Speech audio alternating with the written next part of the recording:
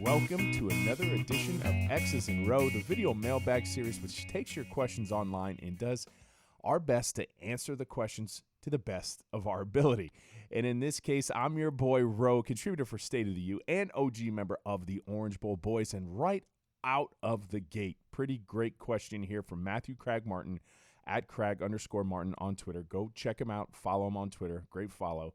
Is there a way to open up some space for the run game, like jet sweep motion or two running back sets or something? Seems like defenses are just crashing the mesh point. And in premise, I would say I would agree, and it's this play that's been haunting me. Double mouse alert. I'm using my State of the U kind of background there. So there you go. At the snap of the ball, did you see how the defensive end just crashed? He just had an intent. He tried to take that play away. And you're absolutely right. In this case, when the University of Miami hasn't had a 100-yard rushing total from a running back since the Louisville week, and this was kind of a catalyst, this game right here, it's been tough sledding. So when you have teams that are, defiantly crashing your mesh point, in this case, I just thought this play in particular, I'm like, I'd really like to see a speed option just from this ace gun kind of a look when teams are pretty much employing and daring you when they come and take their defensive end this aggressively to the mesh point. Just to go ahead and just take your two, get outside of him, and maybe you have a 2-for-1 on a linebacker. Now you could go ahead, let this guy go, potentially if he takes a wrong step, and then you're on the linebacker, depending on a defensive front. I mean, this isn't going to be an exact science here. But, yes, Miami needs to have some more counters. I thought I've seen some more jet sweep motions. There was a pop pass along the goal line against UVA last week. They have come in two running back sets as well. And you're starting to see that they're taking a running back pre-snap and putting them on the other side.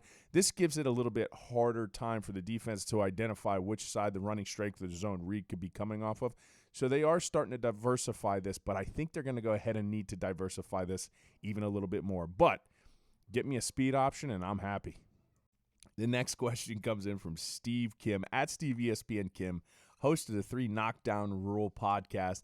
And I'm pretty sure, Steve, you don't take many standing 8 counts. Nah.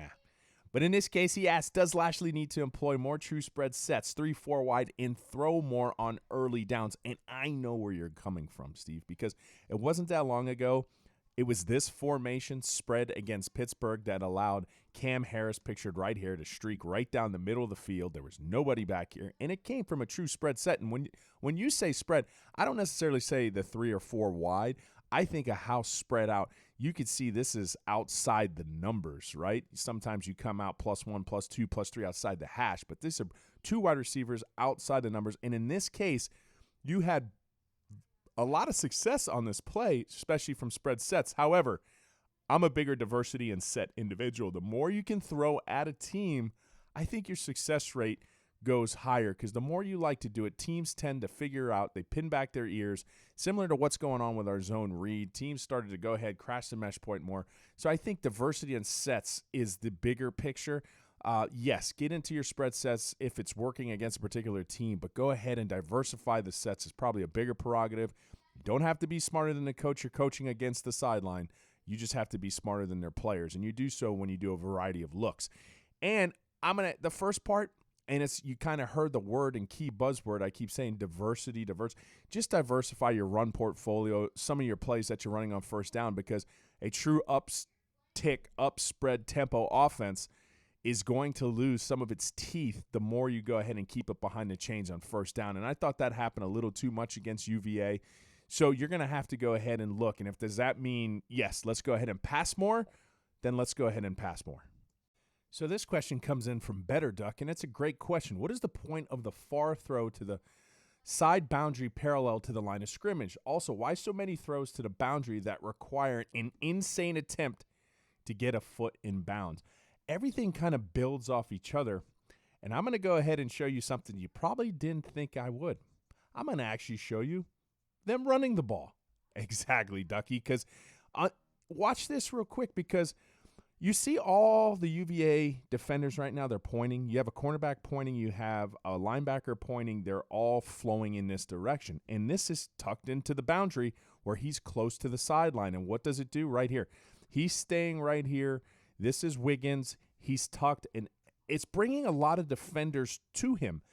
in that case, and that's what the point of it is, you got to build off each other. You got to have these building blocks. And even though it's tucked into the boundary and you have that far throw where he's tight to the sideline, it gives De'Ara King the ability to go ahead and get some defenders out of the way. He puts 1 foot in the ground, and he's able to go ahead and get the first down on a second down attempt. So you still want to go ahead and try some of those quick boundary perimeter throws because it allows you and frees up some avenues for you to go ahead and run the ball.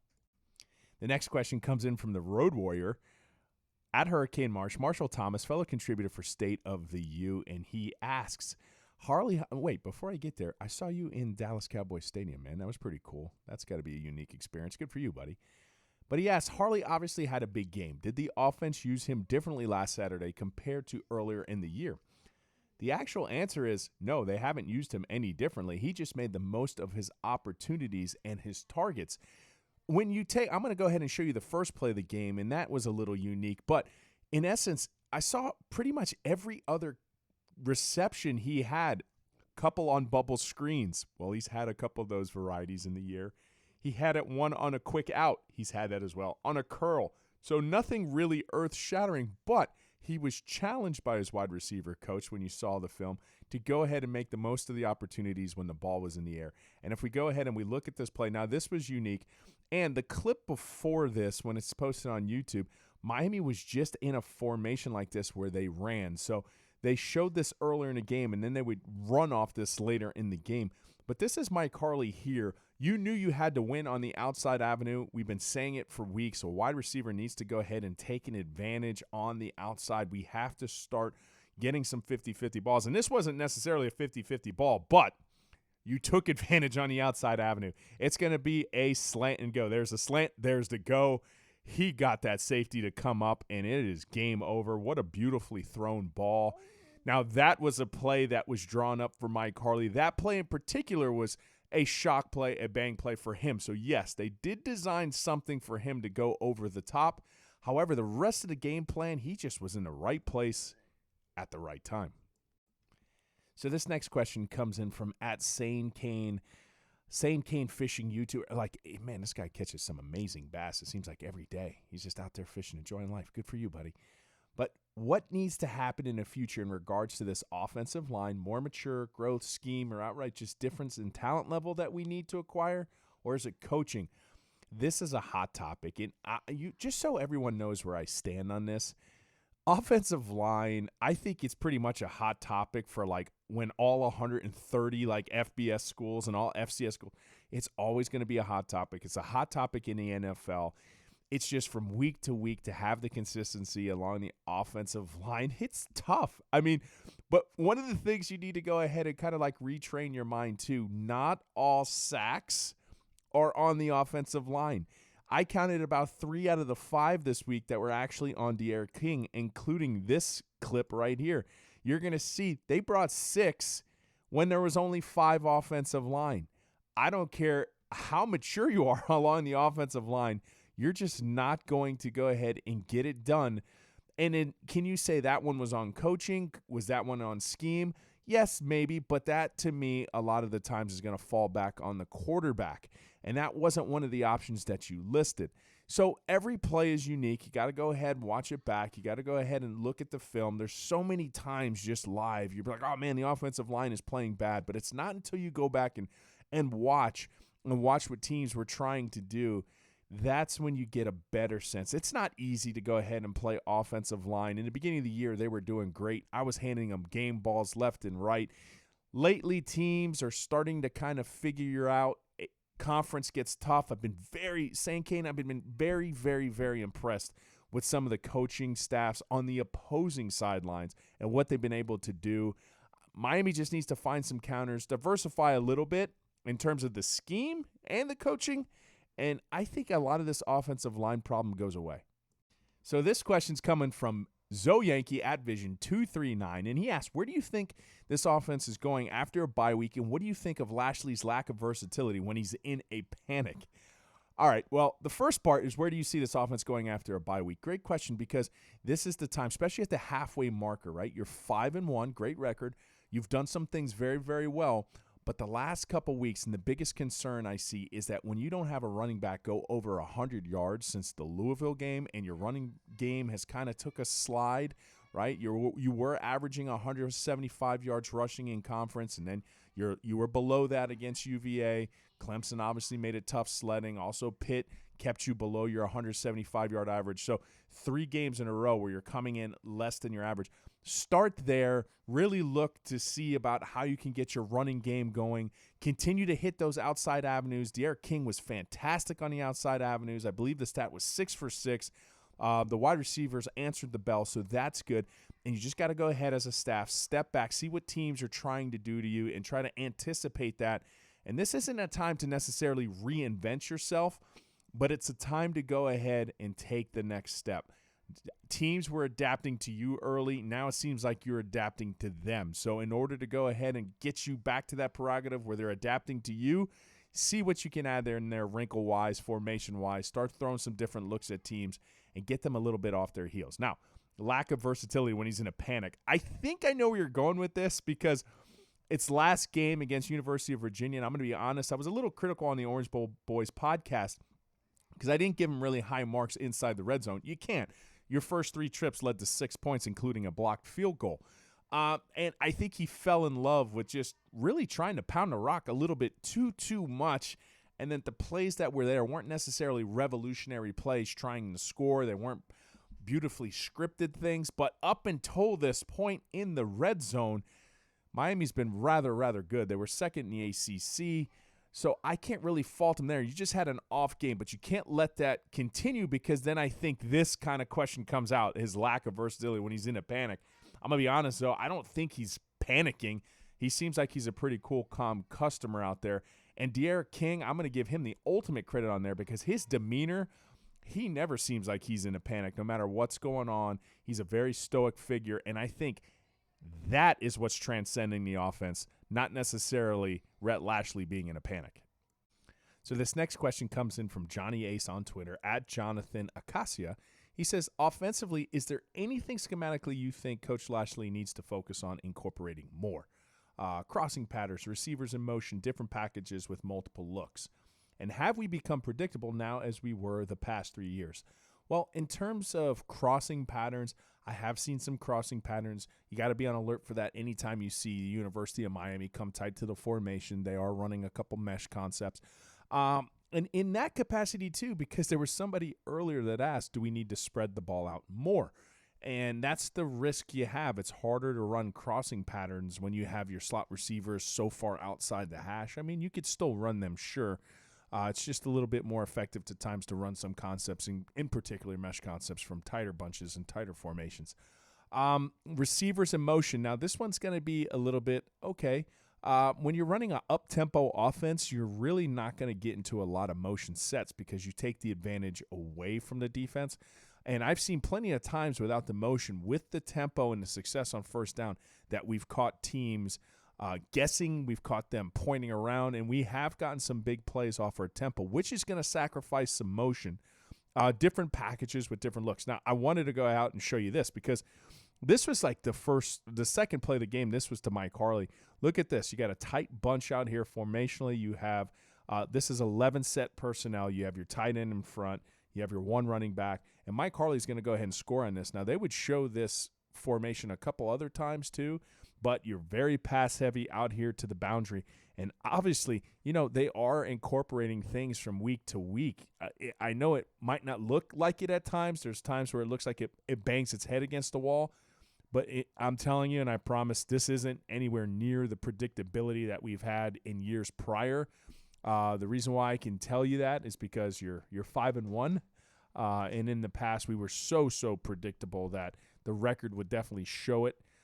In this case, is there things that they can go ahead and improve and add some things and add some wrinkles? Sure, there always can be. But in this case, great question. Thank you. I appreciate it. So this one comes in from Caden Caldwell on Twitter, at Caden Kane. Do you think we see more pistol full base formation like last week and a week prior? Seem to be working consistently. Now, we'll talk about that consistently word in a little bit. But great observation because, yes, Miami has had a little bit of an uptick in putting people in the pistol back set or the pistol look. And here you go. And this is unique 12-set formation. I know, double mouse alert. I'm using my student of the game footage. So right here, you're going to have a tight end, and here you go. This is the one-back variety. Now, you're also, and on the clip prior, we were talking about should we have some more wide receiver motions. Well, this is a case where you see Jeremiah Payton coming down. Now, in order for this, now this is going to be on the offensive line. You're just going to go ahead and see this. They're not going to go ahead and win at the bottom of the tack, but very good call about getting into the pistol back. I think you should continue to go ahead and get this moving forward. I'm a big proponent after the Clemson week to go ahead and continue your run game diversity.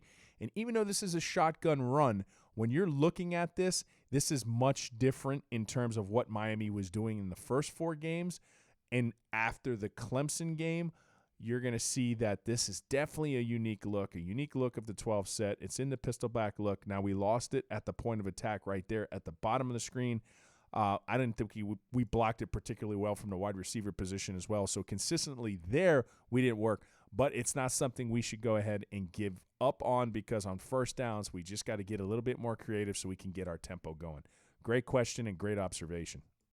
So this next question comes out from Ty Miller at T_Mill15 on Twitter. And he asks, I know Brevin has been out, but why don't we use the tight ends more in the red zone?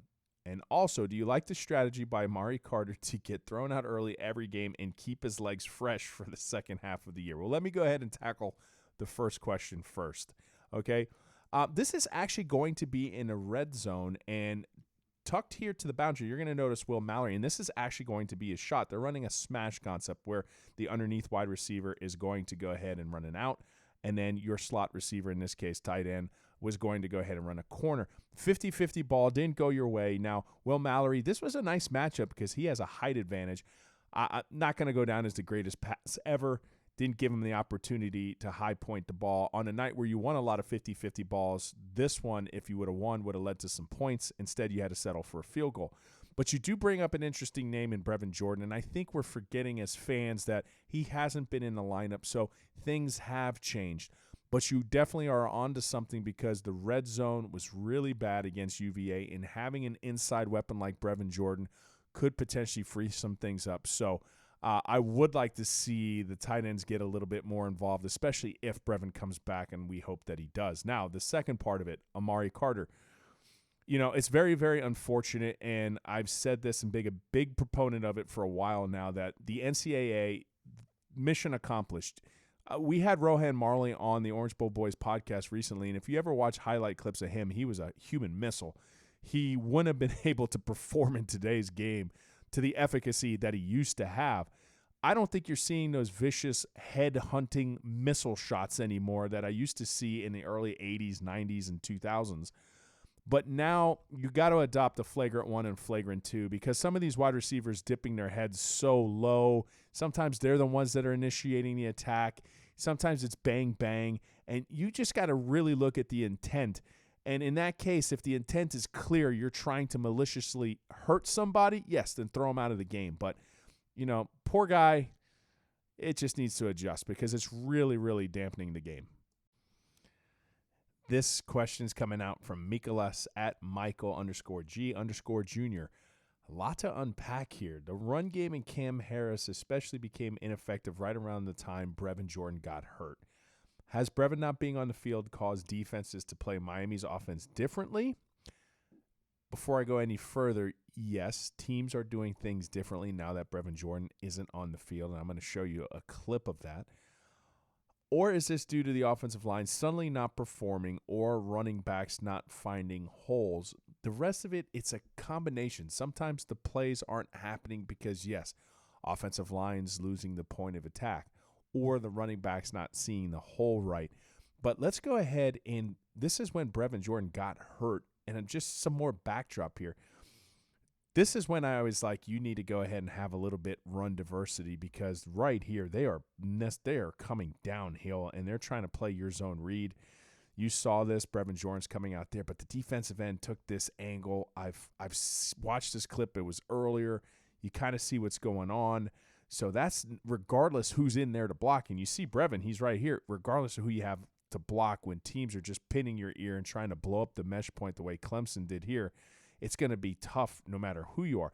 Now, this is what teams were doing to Brevin Jordan, that now that he's out, you don't necessarily have this same type of schematic game plan. But look, as De'Ara King goes ahead and tries to deliver this ball, this is when I saw a lot of attention by Clemson to go ahead and bracket Brevin Jordan. Like, watch right there. Look at the two people around him. And this is when I started to say, look at the outside avenues. Okay, that's what I meant by the outside avenues. You started to see that there was a one-on-one 50-50 game that was ripe to be had if Miami could go ahead and start to exploit it. So, yes, teams have played you differently since Brevin has been out, but the consistency has remained week to week, that teams are trying to go ahead and take your run game away first, muddle the middle, and force you outside. I do like what you're bringing up because it is true, and I've said it in the first several weeks. People don't understand and appreciate how well and how good of a blocking tight end Brevin Jordan is, and you might be right. The fact that him being out could be a reason why we're not running the ball as effectively as we used to. This question comes in from A. Sockdolodger at Twitter at A. Sockdolodger. I'm sorry if I'm saying that wrong. I apologize, but he asks, how does it feel to be a hero to all of us? Ace, you have no idea how hard it is just for me to even say that question out loud. Obviously, something came out on social media this week, and people know that I'm a firefighter. I've kept that private for years and years and years. And just to kind of share a little faith, I believe in a offensive coordinator upstairs. And in that case, in that moment, he just put me in a position to make a play. So in terms of X's and row, that's what it was, and I was just happy and content just telling my family. And that's it. I just wanted to address it, and I appreciate the sentiment. But all I really, really, really want to say is just go Canes, and